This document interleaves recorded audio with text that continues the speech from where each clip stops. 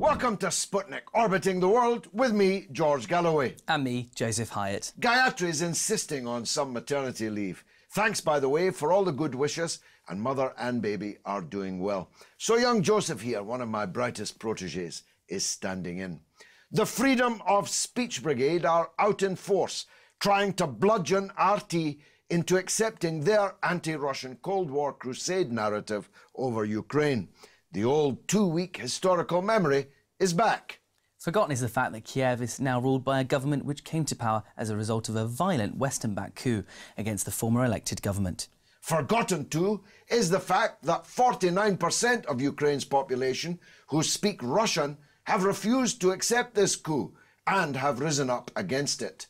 Nowhere mentioned is the fact that the Kiev regime promptly began an aerial bombardment of their own people, which is usually a cue card for demands for Western intervention.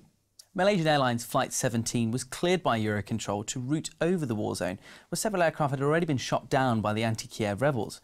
Ukrainian air traffic control kept the aircraft flying at 33,000 feet, over an area many other airlines like Qantas and Cathay Pacific were refusing to fly over at all. It came down with the loss of all 298 people on board, and nobody knows yet what happened to it, nor the previous Malaysian airline flight 379 a few months ago. Joining us now to discuss the tragedy and the context in which it must be set is our own Ukraine expert, writer and broadcaster, Neil Clark. Neil, thanks for joining us. Hi, George. It seems that for some on the right, the Russophobic right in Britain, you're not allowed even to question this narrative. I was asked to go on RT shortly after the news broke last Thursday about the tragic crash, and I was on about an hour afterwards, and I was asked what I thought was responsible, what I thought had happened. And I said, of course, it's too early to say. We didn't know whether it was connected to events on the ground in Ukraine. We should keep an open mind. And I said we should stay calm and stay forensic about our approach. And yet, having said that, I then go onto Twitter and find I got enormous abuse from trolls on Twitter accusing me of supporting the plane being shot down, of being a Putin apologist, a contemptible Stalinist, all this abuse I got simply because I didn't go on television and say it was President Putin's fault. President Putin shot this plane down. These people found Russia guilty of a crime that the US intelligence services now exculpated Russia from. Yeah. Before the bodies of these poor victims were even cold. Absolutely, and the frightening thing is you don't even have to say, oh yes, it was the Ukrainian government did this, or it was the US that did this, or whatever. All you have to do is let's stay calm and let's examine all the possibilities. No, you've got to come out there by order of the Free Speech Brigade to go out there and say it was Russia, 100% Russia's fault. Well, one theory is that the rebels shot it down. The second theory is that the Ukrainian government shot it down.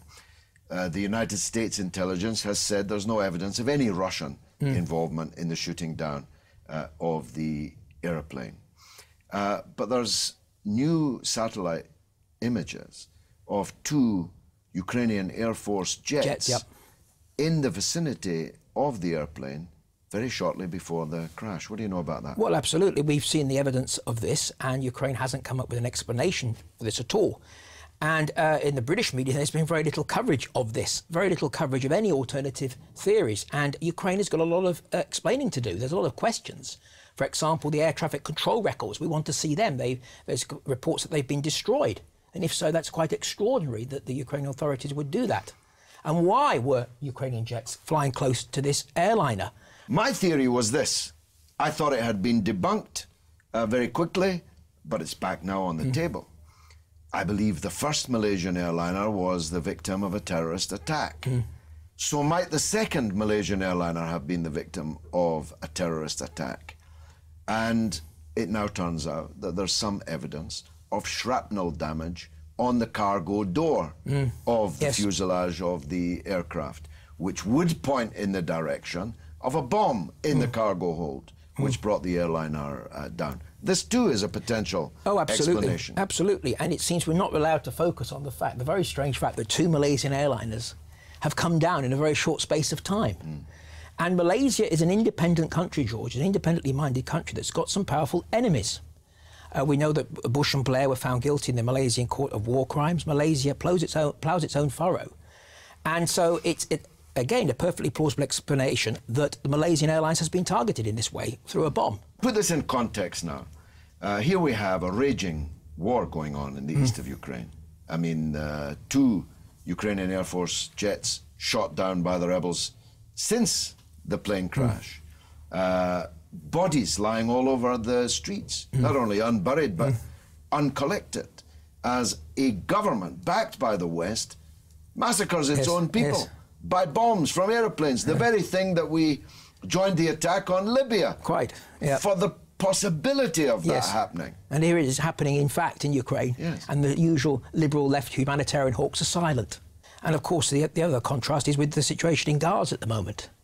Because, yes, 298 people lost their lives on the plane. It was a terrible, tragic incident. But over 700 Palestinians have been killed in Gaza this week, George, or in the last couple of weeks. Most of them women and children. Most of them women and children. And yet, while Russia is being held guilty for the shooting down of the plane or the crash of the plane, without evidence, Israel is being held innocent by the Western elite for the crimes it is directly committing in Gaza. Live on television. Live on television. So the double standards surrounding this whole incident are absolutely outrageous. So how's the war in Ukraine playing out, and what's going to happen? Well, what's happening is that President Poroshenko has been given the green light by his US sponsors to murder and massacre civilians in the east of Ukraine. And I'm afraid, unless the US changes its policy, this is only going to continue. They've even been killing people very close to the flight crash zone this week. So Poroshenko gets his orders from Washington, we know that. United States has created this crisis in Ukraine, this civil war. They wanted to get back at Russia for thwarting its plans to topple the Syrian government. And this Ukraine is the battlefield.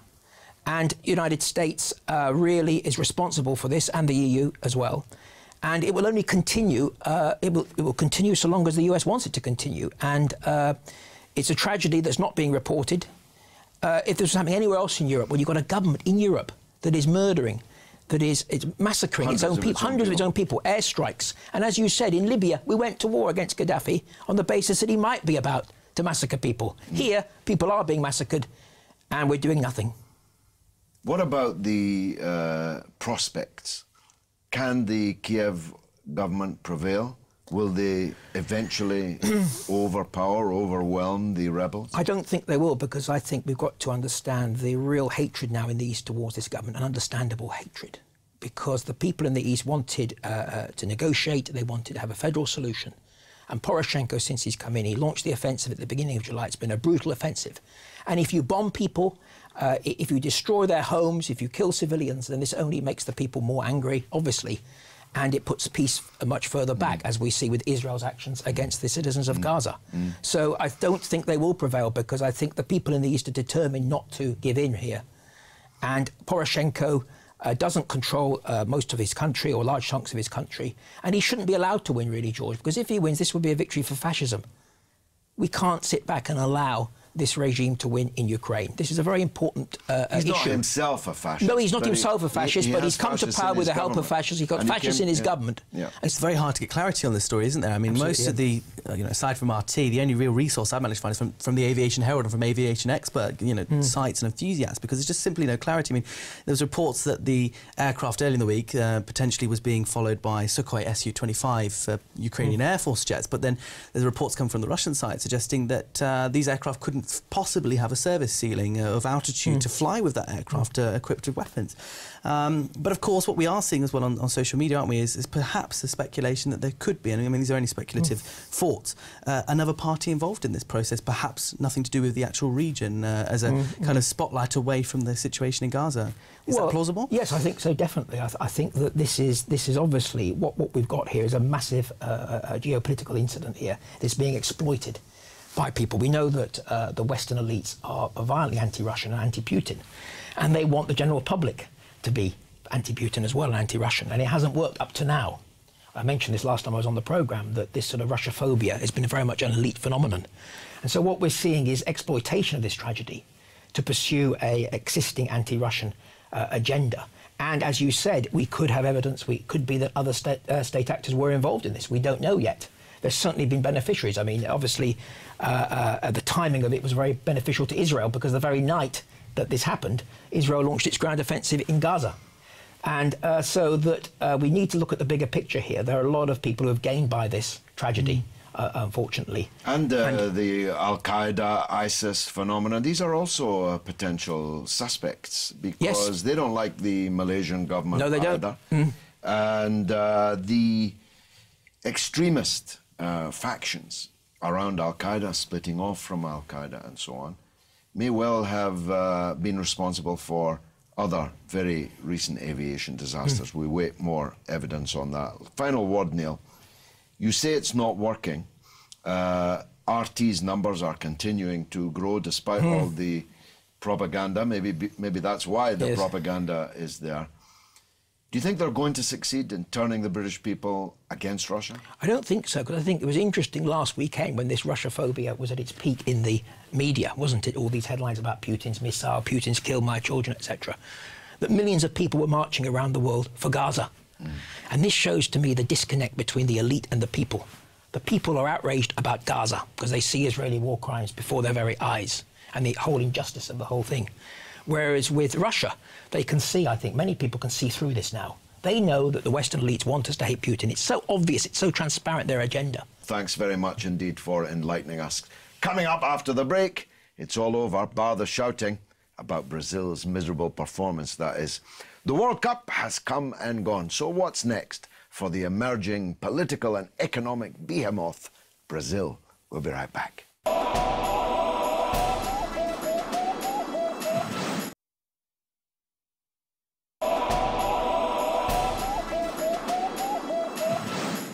Welcome back to Sputnik. Many billions of dollars were expended by Brazil on the recent World Cup. By popular acclaim, the best World Cup in decades. The bill might not have made so many Brazilian eyes water, however, if the home team's performances hadn't been so melancholy. Brazilian football, on this evidence, is a mere shadow of its former self. But Brazil itself has never been stronger, more influential and more prosperous. Even before the tournament began, there were signs of an unease amongst the people of the South American giant. Strikes, Demonstrations and a renewed focus on the maldistribution of Brazil's great wealth were and now are more and more evident. Joining us now to discuss what's next for Brazil is Marcio Delgado, a considerable expert and a Brazilian. I don't want a promise to make you cry, but it was a fantastic World Cup. But the Brazilian team were the worst Brazilian team in living memory. It is true. As a Brazilian myself, I'm still in shock, especially after the last match against Germany. I think it was a shock for everyone, even the German friends. Yes, they could not believe there were too many in too little time. Like after 20 minutes, it would be difficult even to think about anything. Exactly, it was very, very hard. So it's incredible for all the wrong reasons, I would say. But yeah. Well, I mean, it must make the bill, which is I think $11 billion, all the harder to swallow for the Brazilian people. It is, especially because as we're going to have election this year, so everything is controversial right now. What to do with such much money that has been invested in 12 different states where they've been kind of hosting the games. So, and we have those big white elephants, and what to do with those. You don't have like a proper project, and because of the elections, everyone is kind of thinking about how can I get re-elected or how can I get into the politics? And really, it's no longer like a big priority in terms of let's look back what we've done wrong and let's do something with the legacy in terms of physical buildings. Well, everyone who's ever hosted an Olympic Games or a Winter Olympic Games, I don't know about Sochi, the last one, but almost everyone who's ever hosted one of these big tournaments complains for many decades afterwards about the white elephants that have been left behind. Now, is this likely to cost the Brazilian president her seat? That's a good question. She's not as popular right now as the former president that we used to have, Lula, yeah. That he was re-elected twice, and he was very popular. But she tries to go into his footsteps and do something. And was very well received, the World Cup, even with all the troubles that we had in terms of money, the costs. I think it happened a lot, something that happened here as well, 2012 with the Olympics. The Brazilians, they complained a lot, but as it got closer, people started to warm up to it. People started to come together, and they were really happy as well, because around the world, everyone was talking so many good things about Brazil, and that has been one amazing World Cup. So, yes, for her, that was a very, very good kind of business card. But there are other candidates as well in Brazil, and they are using the things that didn't go that well, including the multi-million price of an event like that against her. So it's really a controversial now, and they are using, as I just said before, the fact of what to do now with those big white elephants there, and there is no concrete project there. The London Olympics was a huge success for the people who organised it. It was Mr. Blair's Labour government that won them and piloted most, actually, of the pre-Olympic period, and then the Conservatives were in power when the tournament actually happened. So there was no possibility of one side attacking the other. But that's not the case, I think, in Brazil, which indicates an underlying issue. There is what Joseph, I think, said in the introduction, an unease, a malaise to some extent in Brazil. It's never been richer, it's never been more powerful, never been more influential, but it's not really a country at ease with itself. Why is that? I think the gap, the social gaps that we have there, they are huge, and we are really talking about it's so big that's difficult to even to picture in real life. It's something like a film. You have those houses, and you have like TV presenters getting paid like around £1 million per month, and it's £1 million per month. It's like 3 million. I should move to Brazil. You should move there. Well, you have to get on with the language first. How's it going? Your Portuguese? Good. Not too bad. And then they even cannot drive. They have their own helicopter to get them from A to B, even the students in the same city. And whilst then, in these favelas, just behind it, and they really, in a very bad condition, they have to make with a few dollars per day if you just convert the national currency in terms of salaries. So I think that makes the whole thing so controversial, so difficult, because the gap is not like you have like a little bit difference, someone that has a bit more of money, someone that doesn't have as much. And I've heard reports, obviously, that contraband is obviously quite cheap as well. Is that correct? Yes, on the and streets. Readily available, yeah? Yes, on the streets. And they are kind of, throughout the World Cup, they were working hard to kind of stop it, especially because the whole media was looking to Brazil. But you can buy anything on the streets there in terms of fixed products and things like that. And crime is a real issue as a result of the economic inequalities. Yeah? And I think that was the thing that everyone was more scared of. I mean, myself as a Brazilian, as someone that lives overseas and there all the time as well, and the politicians, because that was the big thing that had to be tackled somehow, because it's well known. Of course, we always have to bring it into context. Sometimes you see something on TV about Brazil, a shooting or something like that.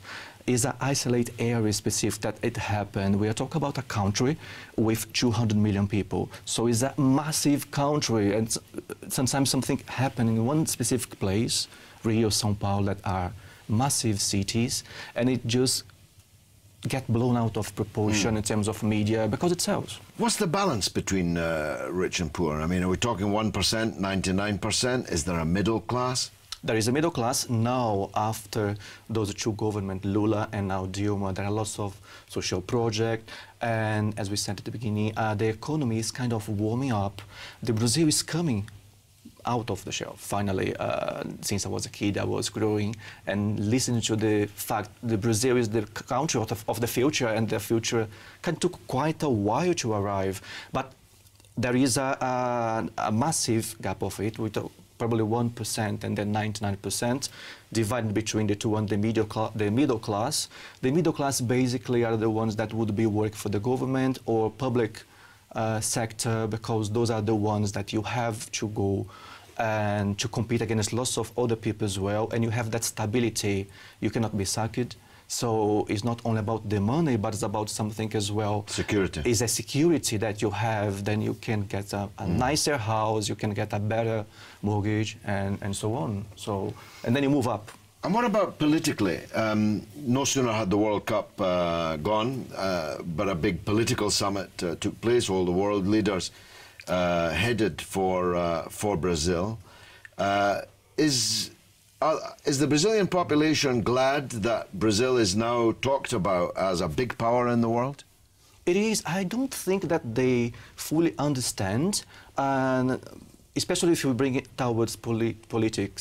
Even there, you have to go and you have to vote. It's kind of you cannot choose not to go and vote. You have to do it on the day, otherwise you pay a fine, something like that.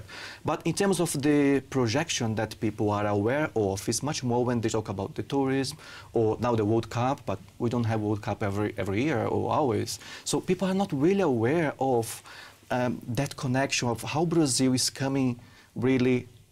They're not aware of their own country's No, weight when you're there, it's the difficult to see the whole picture because you just see the transport that is still very bad, the public transport. You see the education, the hospitals, that you have big queues to get to the hospital to see a doctor, and it takes a little while to get an appointment with your GP. So they just see really what's happening around them because there's so much going on in your daily life. Well, that's interesting and takes us back to football, because I think I'm right in saying that virtually none of Brazil's football squad actually play football in Brazil, that all of them play overseas. They do. And yet Brazil is a very rich country. If TV presenters are paid £1 million a month, clearly there's the money in the country to keep your best players in a Brazilian league. Why has that never happened? I think what happens, there are culture overseas. Brazil is waking up for that right now, and they are talking a lot about the project for the very young ones, the ones that are coming out right now, like 15, 16 years old boys that plays well. In Brazil, you don't have that. It's like you don't have big projects to keep those very good players there when they are warming up and become big names. By the time that they get to 21, somebody else overseas already took them and kind of invested. So that's what happens a lot. We don't have internally, and that's a big problem. We don't have projects in schools that has a kind of a long time, a longevity. Everything is very kind of immediate. Like they do something for 6 months, 1 year, one project. Then when they change the government or when the budget run out, they just stop it and somebody else comes with a new project, somebody totally new, and they just discard everything that has happened. We have a history of it, of